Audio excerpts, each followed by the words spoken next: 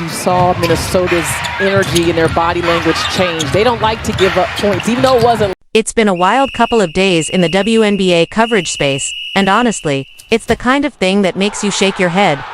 We've got an Indiana Fever beat reporter, yes. A professional journalist who's supposed to be objective, going out of his way to throw shade at Caitlin Clark's fans. You heard that right. Not just reporting on the team, not just breaking down the X's and O's, but actually using his platform to single out and frame an entire fan base as toxic. Apparently, now is the perfect time to start dragging the very people who have poured time, energy, and money into supporting this franchise. It's almost comical. Welcome back. Folks, I appreciate you being here because this story needs breaking down in detail. I hope you're having a solid day, because things are heating up in the WNBA media space. And unfortunately, not in a good way. This is less about basketball and more about how narratives get built, weaponized, and spread. So here's the situation. Scott Agnes. Yeah, that Scott decided that now, right after the Fever finally strung together a few wins, he was going to drop an article that basically calls out Caitlin Clark fans for being nasty and toxic. He didn't list specific people or usernames, but come on, the intent was clear. We know exactly who and what he was talking about. The timing is also worth noting. This wasn't in the middle of a losing streak when the team was struggling. It was when morale was up, fans were excited, and momentum was building. That's when he chose to toss in this hand grenade, and here's the kicker. While he was busy wagging his finger at Clark's supporters, somehow he managed to completely ignore the vile, racially charged nonsense that's been aimed at Olia Boston all season long from certain corners of the internet. Not a single sentence. Not a passing mention. It's like that part of the story didn't exist. That silence speaks volumes. Let's be real here, that's not balanced journalism. That's selective outrage. That's gaslighting the audience into thinking one group is the sole source of negativity while ignoring other very real, very ugly situations. And what's wild is how quickly the fans united in response. I scrolled through the replies, the quote tweets, the comment sections. It was unanimous. Nobody liked what Scott had to say. People were calling him out from every angle, pointing out the double standards, highlighting the obvious bias. And now, predictably, he's in damage control mode. He's trying to clarify, trying to walk back his statements, claiming it wasn't meant that way. But once that article hit the timeline, the damage was done. You can't unring that bell. The words are out there, the framing is set, and the bias is exposed. And it's not just Scott. Let's talk about Caroline Peck, yes, the WNBA analyst, and if I'm remembering correctly, part of Stephanie White's early coaching circle from her college days. Peck has now chimed in with her own take, claiming that the Indiana Fever might actually be better without Caitlin Clark. Yep, you read that right? This is the kind of hot take that gets pushed when certain people want to plant seeds in the public mind. Think about it. Clark's been the biggest draw in women's basketball since she was draining logo threes at Iowa, selling out arenas, smashing TV ratings records. She's the reason millions of new eyes are even watching the WNBA. But now, because the Fever managed to pick up a couple wins without her on the floor, suddenly the narrative becomes, look how well they're playing without her. Maybe she's the problem. This is a lose-lose scenario for her and her supporters. When the Fever lose, it's Clark's fans only care about her stats or the team isn't built for her. When the Fever win without her, it's, see, they don't need her. Either way, the goalposts keep moving. The truth, whether certain media voices like it or not, is that the Indiana Fever are building something for the future, and Caitlin Clark is a massive part of that foundation. She's not just a good player. She's a transformational presence. The attention she brings translates into ticket sales, TV deals, sponsorships, and general relevance in a league that has historically struggled for mainstream visibility. The attacks on her fan base are noise, distractions designed to undermine her impact and the enthusiasm she generates. And here's what's funny. The louder those attacks get, the more united her fans seem to become. This isn't a group that's going to fold because of a few pointed articles. If anything, it's having the opposite effect. Now, let's get into the article itself, because that's where this whole thing goes from irritating to downright bizarre. It starts off innocently enough. Scott talks about how the team is finally gelling. Players are stepping up. They're finding their rhythm. All fine. No one's arguing that the Fever haven't improved. Then comes the turn. Without warning, the piece veers into this pointed criticism of Clark's supporters. And the question that immediately jumps to mind, the same one that's been popping up all over social media, is why? Why inject that angle into this story? Why, now? And more importantly, what does it accomplish other than stirring division? It's worth remembering that this is the same Scott Agness who reportedly had his credentials pulled by the Indiana Pacers earlier this year. Call it suspended access, call it being blacklisted, whatever term you prefer. The point is, that's not a small thing in the media world.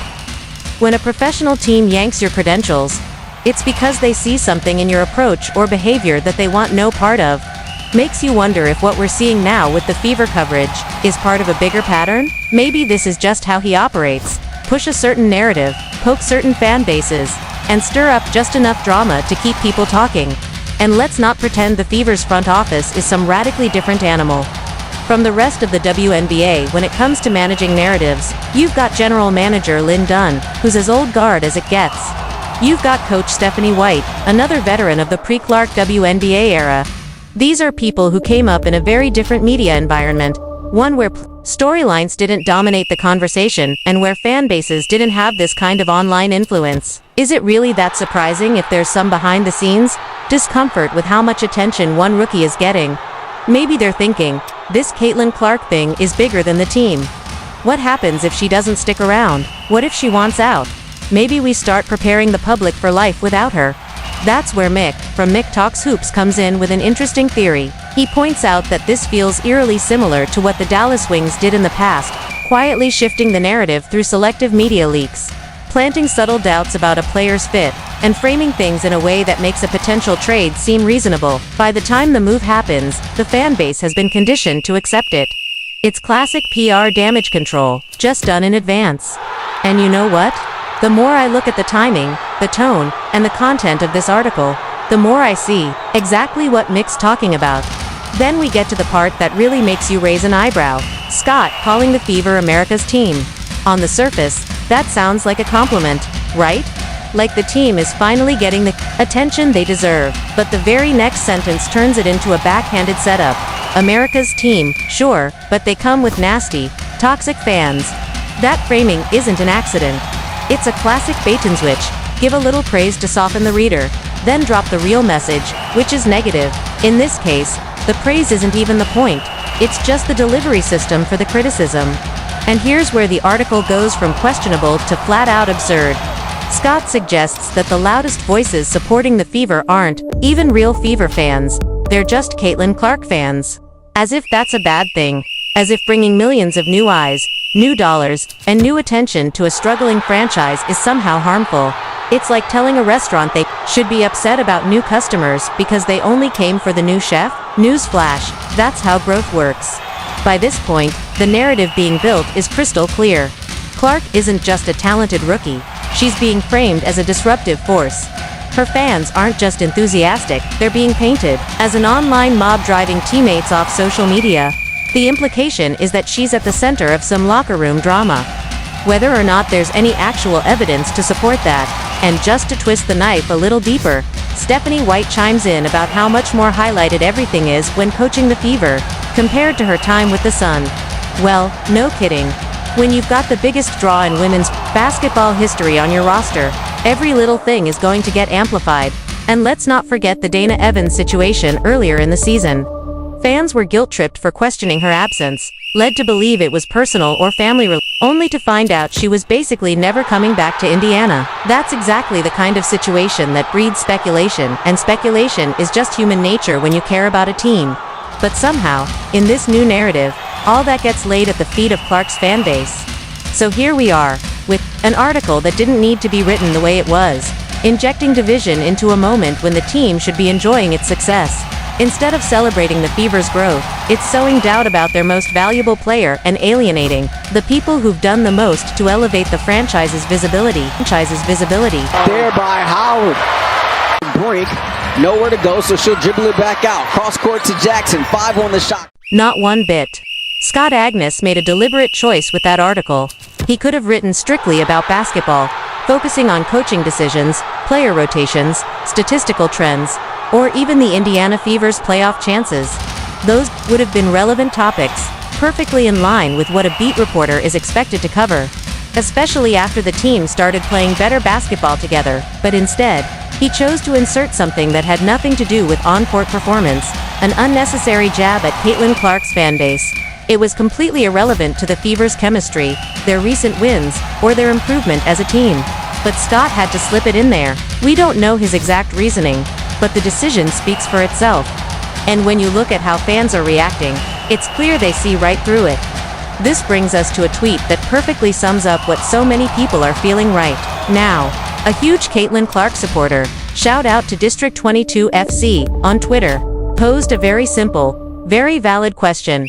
Why don't you ever address the hate directed at Clark, Aaliyah Boston, and Sophie Cunningham from other fan bases? That hate is extremely loud and visible, ignoring all of it while choosing instead to bash Caitlin Clark's supporters, the very same people who are literally paying the bills through ticket sales, merchandise, and viewership, makes it look like you're intentionally downplaying her. That's not just a casual oversight. It comes across as a calculated decision to protect certain groups while vilifying others. That tweet might not have gone viral yet, but it nails the heart of the issue. The reality is, this isn't the first time fans have had to watch beat writers, insiders, and so-called analysts frame Caitlin Clark's fans as the root of all problems, while turning a blind eye to the real, targeted hate thrown at Clark herself, at Boston, and at Cunningham. The double standard is glaring, and the gaslighting is off the charts. Then we circle back to Scott Agnes, who seems to be cooking up a fresh batch of revisionist history. One of the top replies to his post reads, "The person who's received the most hate and lies this season is Caitlin Clark, but that's not important, right?" That reply isn't wrong. The amount of negativity Clark has had to deal with this season is absurd, from misleading media narratives to blatant fan harassment, to being physically targeted on the court while opposing fans